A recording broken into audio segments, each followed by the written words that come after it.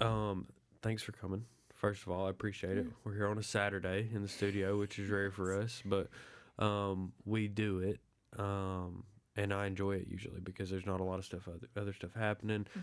The environment's pretty relaxed. But our goal here with the podcast is to connect entrepreneurs with professionals that can help you go all in on your business, Yeah. right? You being the professional, the people watching the podcast being the entrepreneurs, people that are consuming content Hmm. related to how to start a small business. Yeah. We've been very fortunate to have a network of people that have shared their stories and experiences and just help the people that we're connected with hopefully make less of the same mistakes that we all make in the small business world. So you're a part of that now. And I wanted to Yes. say thank you very much. I appreciate it. Why Yeah. don't you go ahead and introduce yourself and your business? All right. Well, I am Treasure. I am the owner of Pastries.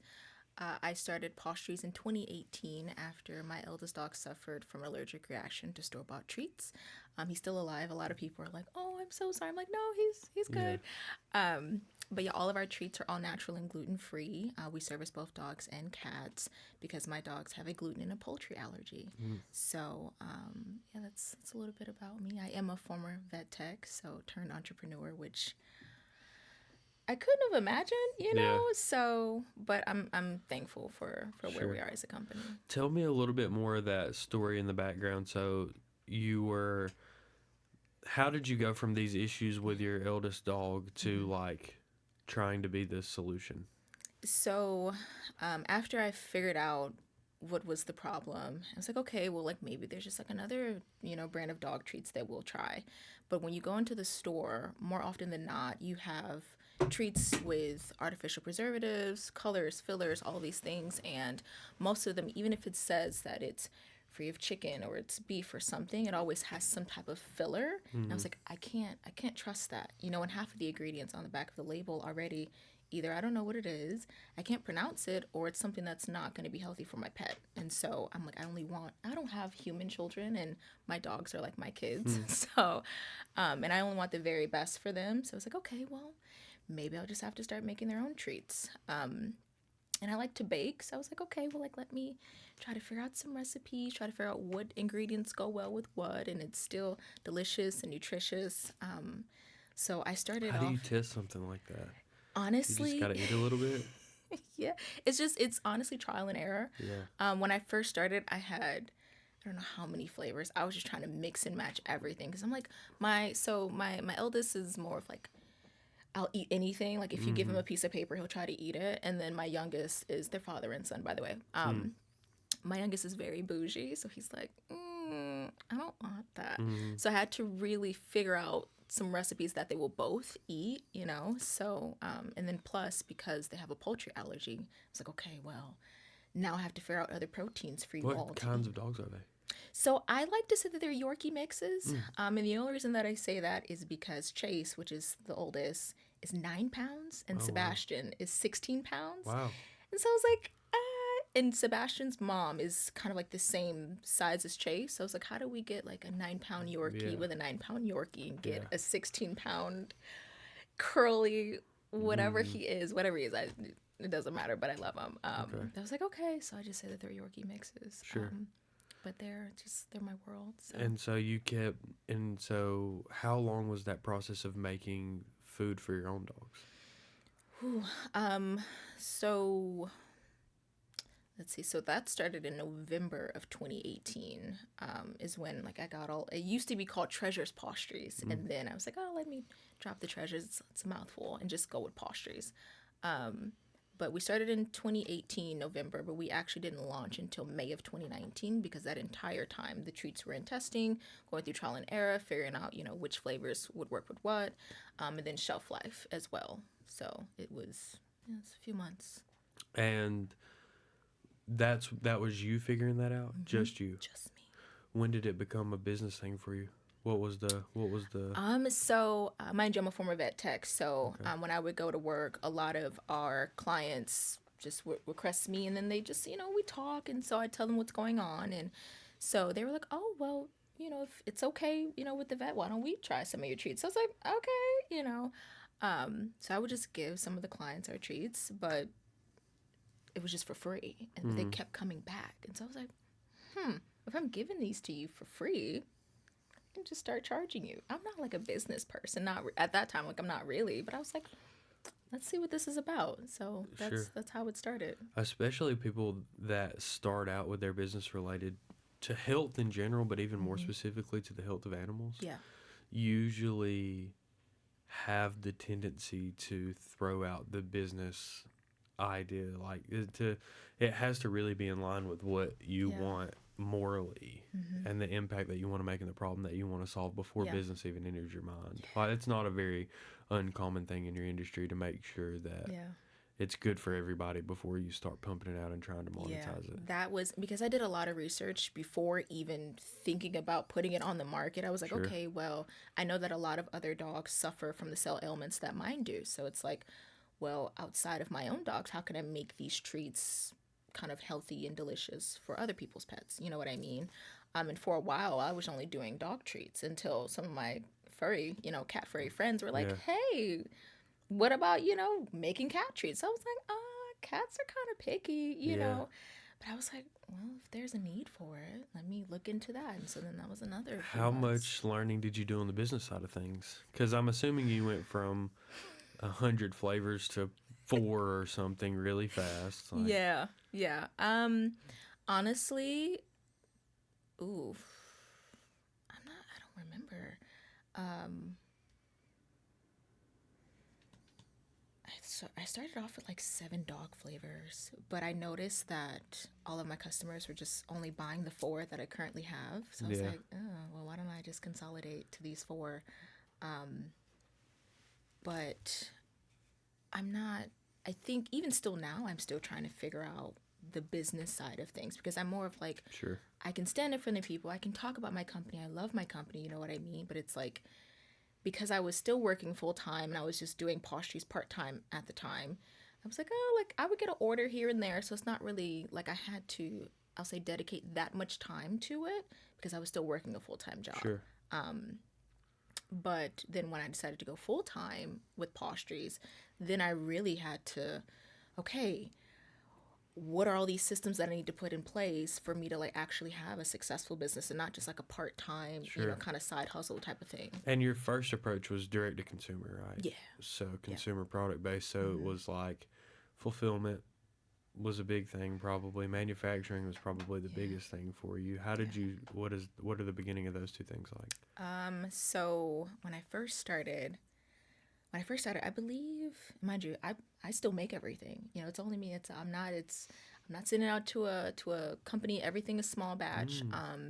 And we are still made to order, but because we sell, locally, nationally, and internationally, I still try to make sure that we have enough inventory and we also partner with Amazon, so it's like having the products in the fulfillment centers, but our treats last for a year, so we're good Okay. in that aspect.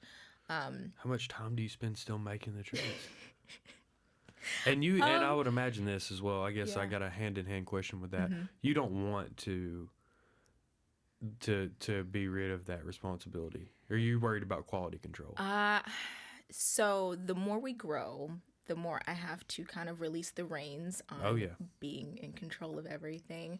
But I want to delegate that portion, but I still want it to still kind of be in house. You know what I mean? So whether that's hiring, a cook or a baker to do that for me, but still saying, hey, this is the recipe. It's still in house. I'm not sending it to a corporation that makes however many other brands of treats and then we're just sending it out because I can't control what they do at their warehouse or their Right. facility. But eventually, yeah, delegating that to someone else so that I can focus on other things. Is it a lot of time for you right now? Yeah. But I've gotten it down kind of to a science to where, so I quit my job June 2nd of 2020 to run pastries full time. And so because I had been so used to working, a 9 to 5 job, I was like, okay, I still need some type of structure. So I was like, well, what does that look like now that I can just wake up and do anything? So I would have dedicated office days where I just did emails, Very wise of phone you. calls, things. Yeah. And then I had dedicated baking days. Where you'd bake for like 8 hours. Well, yeah.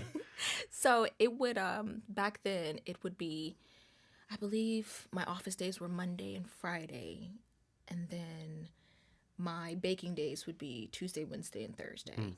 And like Tuesday would be peanut butter based treats. Wednesday would be like cat treats. And Thursday it would be the meat based treats. So I wasn't just baking all the flavors in one day, just burning myself out, because I really had to, have some sort of balance to where I wasn't burnt out, because it's quick, So, so figuring that out, and still now I have my dedicated baking days. Now that I once again work another full-time job, still trying to manage, still running Pastries full-time and working at the Humane Society full-time, and I think I've gotten it down. And I think what helps is that I'm able to work from home most of the week, so that also just kind of just helps me not fall off the wagon. You still have your retail relationships that you had? Yeah. So you're producing enough product to be in all the retail locations and sell everything that you sell online every week while working a full-time job. Yes, on Amazon too. Yeah, there are some products sold out right now, but it's okay. They'll be refilled. But yeah. Wow. Yeah, it's a lot. And operating in both Michigan and Detroit. You package? And Atlanta. Yeah. Oh my God. Yeah. What are your goals? Honestly, where do you go from here? So, in my head, one of our missions is to not only provide, healthy and delicious pet treats for dogs and cats, but to also educate people on what it takes to keep a happy and healthy pet. I even started a YouTube channel just to answer, some questions. Sure. But honestly, just to provide a different option. I feel like even when you go into the store, it's still the chicken, the turkey, the beef, the lamb, the salmon. I don't see any what's called a novel protein, which is just essentially a different protein outside of your normal. But it's just, providing a healthy treat, and our dog treats are human grade. So why, if we as humans deserve, if we have the opportunity to have, all of these healthy treats and snacks, why don't our pets? You know what I mean? So, oh, yeah, for sure. And, I agree. Yeah. And now I think, because, well, some people, if you live a certain lifestyle, you want your pet to have that same lifestyle, So. Oh, yeah. Yeah. You would be interested to meet my dog, I think. Oh, you have a dog? I do have a dog. I have a schnoodle. Okay. That's a schnauzer and a doodle. Or, poodle. Yeah, she's like 3. And she I know you have pictures. Her life. Oh yeah, you need to talk to this young lady outside. My dog lives a very similar lifestyle to us.